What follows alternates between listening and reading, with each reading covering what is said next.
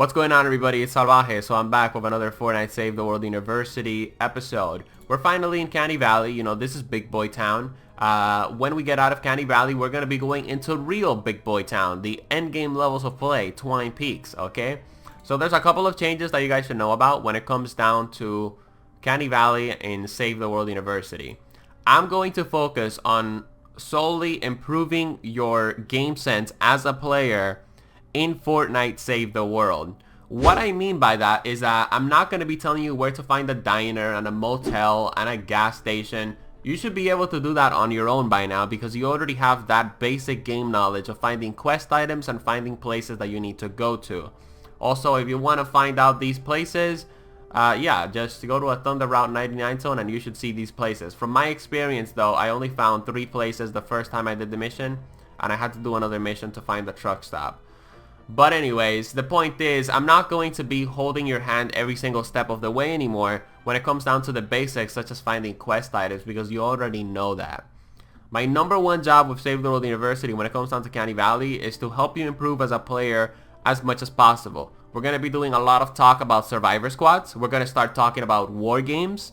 We're going to start talking about trap tunnels and how we can actually maximize them. We're going to start talking about farming missions, and we're finally going to start working on our Mythic Survivors quest that I have not mentioned up until this point. So, I was actually able to go to the item shop and I purchased an upgrade llama with X-ray tickets, or of course with V-Bucks, because when Save the World goes free to play, you know, you purchase upgrade llamas with X-ray tickets. And I was able to get this, you know, this Mythic Lead Survivor right here. Okay, here we go. I was able to get this Mythic Lead Survivor right here. As you guys can see, this Mythic Lead Survivor, he has the Dreamer personality, but he belongs in the scouting party. And I already had a Mythic Lead Survivor that belonged in the scouting party. So why did I do that, right? Here's why I did that. As it stands right now, you know, when it comes down to my Mythic Lead Survivors, you know, I don't have any Mythic Lead Survivor that has the Dreamer personality. So if I were to place this lady in the scouting party, I would have 2 survivor squads that would need the adventurous personality. The scouting party and the close assault squad. Okay? So that's why I decided to get this Mythic Lead Survivor with my X-ray tickets or my 50 V-Bucks, right? Because this guy has the Dreamer personality, and like that I don't have to worry about getting 14 people with the adventurous personality.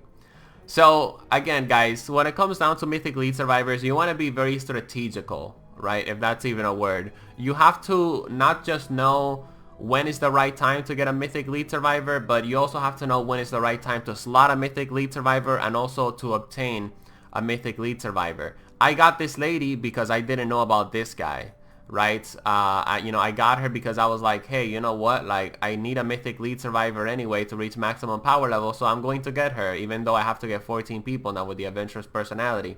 But then I saw this guy and I was like, okay, so now I'm going to get this dude because he has the Dreamer personality, and I'm not going to use this lady, right? Unless maybe one day I get a lot of people with the adventurous personality.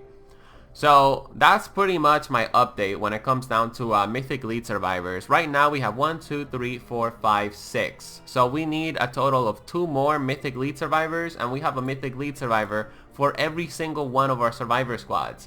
And if you're lost right now when it comes down to my talk of survivor squads, then you need to watch my Plankerton guide, you need to watch my Stonewood guide, because again, this is Big Boy Town already, alright? You guys should know all of these terms, all of these topics that I'm already talking about. So, let's move on forward to the next thing that I want to cover in the first episode of my Canny Valley guide, because we're focusing a lot on survivor squads on this episode, right? So as you guys can see, I have 1, 2, 3, 4, 5. I have 5 survivors that are matching personalities with my lead survivor in the scouting party. So I'm not going to be placing this guy in. And the reason why I'm not placing this dude in is because I only have 3 people with the Dreamer personality in total. Alright? And that means that these 3 other survivors, since they don't have the Dreamer personality, they're going to get penalized quite a bit, which is going to lower our power level quite a bit as well. But wait, there's more.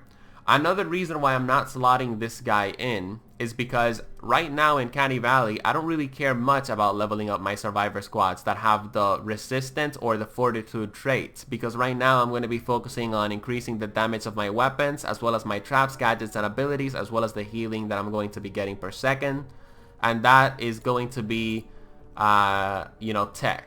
Alright, the tech parties, the tech survivor squads, and the offense survivor squads.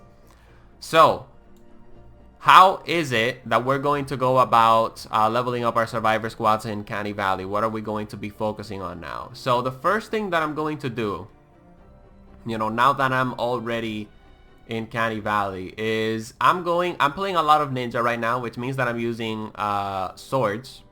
Okay, so I'm gonna level up. The first thing that I'm gonna do is I'm gonna level up all my lead survivors of the offense survivor squad. So we're gonna level up this lady.